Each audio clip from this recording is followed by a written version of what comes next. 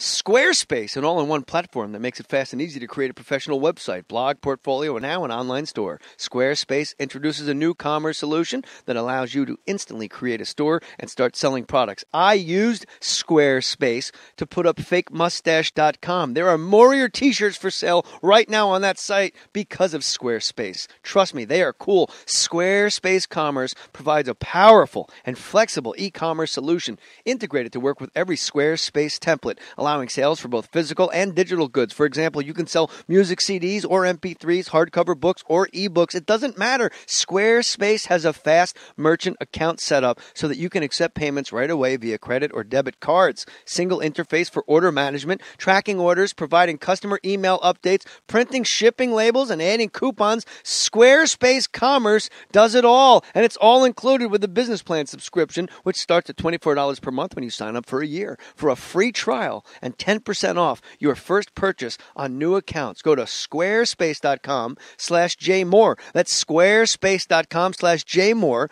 and use offer code J3, Jay number 3, or go to fakemustache.com and click on the Squarespace banner in the More Stories page. And while you're there, buy yourself a Mohr t-shirt. Everything you need to create an exceptional website. Put your name on it. Just put your name on it. That's all I say. Be a man or a woman. Put your name on it. Well, I'd like to hear about it, potheads. How the fuck you gonna know how to be great if you don't study greatness? Look at the game change. Donuts. If you want a battle, it's either that you will or you won't. You know, you're not a bad-looking man, Mr. Gals. But you are, Blanche. You are in that chair. There's something wrong with us. Something very, very wrong with us.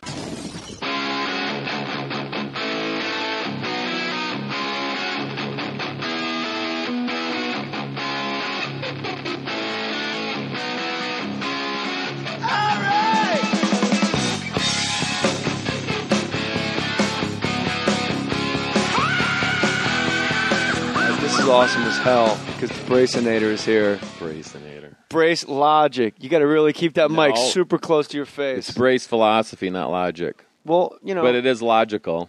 It's logical. Yes, what Brace, I say. star of the show Gigolos on Showtime. It's a great show. It's a reality show. You guys are actual card-carrying. Do they give you a Gigolo license? No. No?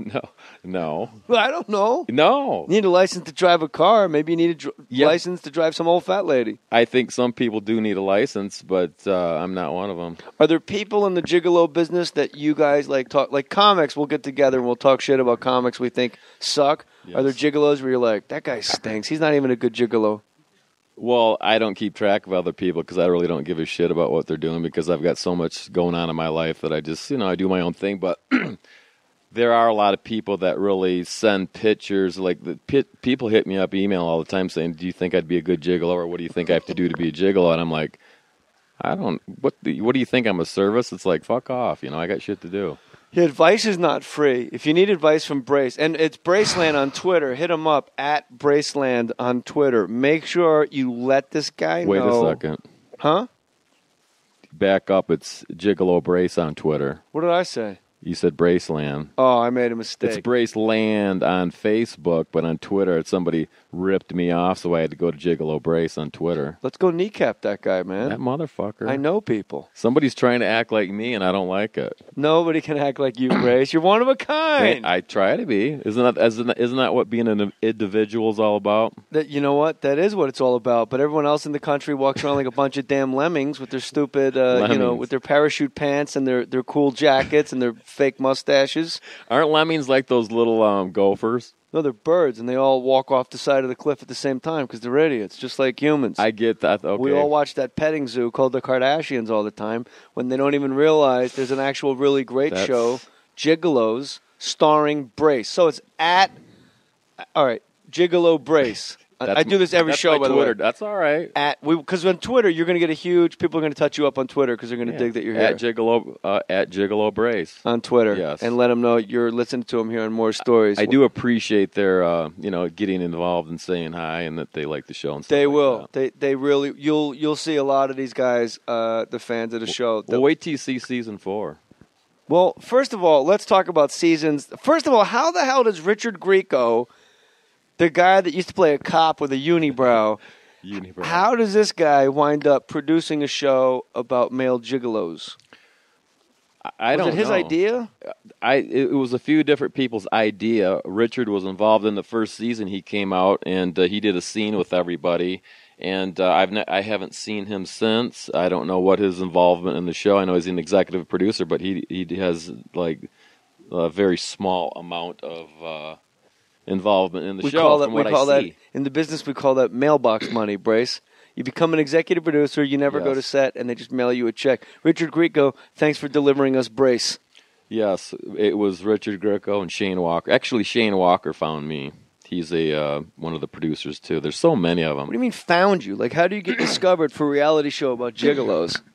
He contacted me off a website and told me that a website that I have or had prior to the show, and just told me about the show and asked me if I would be interested. So he said it was real, blah, blah, blah, blah, and this and that. And I said, okay. So I had to answer some questions, send them a video, and tell them about myself. And I said, well, if you guys do this show, that I will kill it, for one thing. And I didn't hear from him for about 4 months. And I thought it was just some clown. And the next thing you know, I got contacted again by them, and they said they had funding to shoot the sizzle reel and whatever, and they flew me to Vegas, and the rest is history. Brace, the first time you decide to be paid to provide the service of sex for wayward women. Wait a second. How does that go down? You don't get paid for sex because that's against the law. You get paid for your time. Yeah, that's what I meant to say. Because getting paid for sex is against the law. But sex to me, I am not a law like you saw me meeting fans after the show. That's just sex all the time. Just shaking hands, signing T-shirts. Sex, sex, sex, sex, sex. Well, that's how the world works. It's sex. So when the first time you venture out into the world to offer your companionship for a fee, to be someone's date, to be a nice guy at dinner for a gal that maybe can't do it by herself, how that seems like a huge leap from the regular 9-to-5 job world to go, you know what? I work out. I can have a nice time with an appropriate lady that maybe will give me 250 roses for my company. More than that, but yeah. But how do you make that decision? What do you think? I'm a cheap whore? How does you think I'm a toothless Vegas? No, whore? that's just that's the cover charge to get in the Brace door. How do you make that decision? Tell me the first time you did this. What was the first time you were someone's companion? Do you want to know the straw that broke the camel's back? I was married for 6 years, and I had to go through so much bullshit. What I sacrificed and the frustration and the pain and everything that I had to endure while I was married, it was so frustrating. And once I got out of that, I said, you know what, I'm not going to deal with these relationships anymore. I mean, no matter what you give a woman, they want more or whatever. Anyhow, I just was sick of it. So I put up, I said, because when I used to come out west all the time, I used to have these women just hit me up all the time and ask me to go up, hit me up, ask me if I would go on vacations and this and that and go hang out with them and do this and give me money and everything, and I just did it. But how do you just for the hell of it, just to get back at the woman race? Even though I love women, but why shouldn't they pay me? But for your companionship, How do you go from just crushing ass and having a stable of women that call you? Wait a second. To go listen, female ass. Don't worry. I never. You said wait a second. No, I hope so. How do you go from crushing ass and just having a stable of women to going, you know what, actually, this time I actually need you to pay me to come over to your house? Well, because I don't crush ass. I hyper crush ass. Oh yeah. Yes, it's so? hyper, just because people, you say hyper. I mean, I bring it to a different level, and that's why I get paid. I'm probably the highest male paid escort in the world. And I'm not 22 anymore, and I still get paid just too much money. It's because everything that I offer, the companionship, the conversation, the experience, and I feel like I should give you money just for talking to me right now. The way you're looking at me over there, I'm getting kind of, I don't know what's going on over here. I'm enjoying myself so much. I'm like, you know what? I should get this guy money. Shoes off. Maybe this guy needs some nice fancy silk socks. I can go down to the gift shop and buy for him. But how do you begin to charge someone for your companionship? Do the women you don't charge, do they get grandfathered in? Or do you just meet new women and say, from now on, you got to pay? There's a new sheriff in town. My time is worth money. How do you make that decision? And how do you break it to the women? Well, the thing about it is I call it my pride. You know, like a lion has its pride. Yeah. And there's a lot of them out there. And like I referred to it the other day when I was doing an interview for my show. I said, you know what, if I was to come out of the jungle, my pride that would be following me would be like the whole fucking jungle, because that's my pride. And I bring a few into the pride just slowly but surely. And then there's the ones that are on the outskirts of the jungle wondering, hey, how do I get into that pride? Do I have to pay a fee or like an entrance fee of some kind? How do I do it? And they come. And, you know, why not? My wife has a question. Yes. My wife says the worst part of your job must be listening to women talk. That's the biggest part of the job. They want But is it the worst part of the job? I'm not going to say it's the worst because it eats away a lot of time. And I you get paid for my time. The best part of the job, obviously, probably the orgasm and the drive home. How do you know there's always an orgasm? I don't know. I know you don't. Exactly. You use a condom and you go, good. No, you animal, I just fucking came in this condom. And they're like, oh, he's the best. But you didn't answer my question, Brace, with your pride. With my pride. My question is, how do you go from having sex with a ton of chicks because you're single and you're crushing ass you can do both. to deciding, both. Wait. But how do you begin to charge for your time? Because it's my way of getting back at the situation that I'm in. I've hyper crushed ass my whole life, and I'm thinking a lot of guys have had divorces, Brace, but we didn't think to charge the next person that came down the road. Well, because I'm fucking nuts, and I went.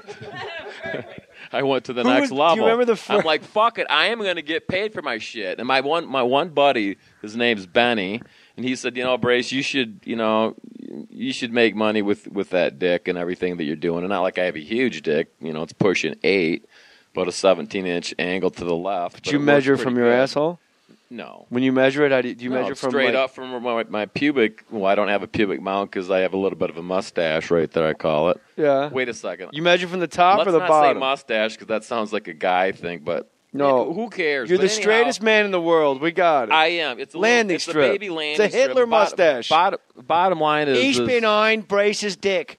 Okay, it's a Hitler thing, I guess, but no. But bottom line is why not? What it is if you throw enough shit against the wall, something sticks, and that stuck. And here I am talking to you. Do you remember the? Do you remember the first woman you charged for your time? Do you remember the first woman you charged? The first time. Do you remember the first time a woman handed you money for hanging out with her? For hanging out with her, I do. I was in Palm Springs. And how did that come about? This is when I had my straight hair down to my my nipple level. Yeah, I saw the photos on the show. Yes. The show is at Gigolos. It's on Showtime. The new season starts soon. Yeah, but I never had my hair that long since I've been doing Gigolos. But this was like 10 years ago. Flashback photos. Yes. And some lady, she approached me and she's like, she was at this Costa's. Costa's was this place in Palm Desert, this club.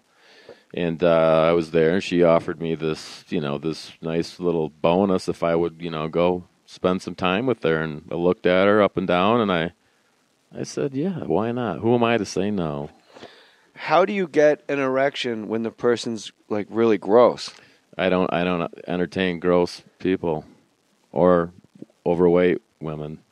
So you were at the I do what I want, and I say, and I do pick who I want. But that's true, though. I mean, being like a comic, I don't play like bullshit rooms where people are going to be drinking beer and throwing shit at me. Exactly. So I guess all right, Gigolo. What do you call the business? Gigolo business. The name of the show is Gigolo. So let's keep the brand Gigolo, on. In the Brace. How about this? Let's rebrand it because you're a star in the Brace business. You are now at a point where you can pick and choose where you go. And I was at the point before I started because this isn't my main source of income for one thing. I just, I do it as a sideline. You got that car dealership in Pahrump. I know all about it. I got a couple things going on over here. I've seen some of your co-stars on the show Gigolos have sex with some monsters. Yeah. Absolute tattooed, fat, pierced monsters. And Nick, or not Nick. Who's the guy that played the guitar? Jimmy. Jimmy seems to really scrape the bottom of the barrel. He's not on the show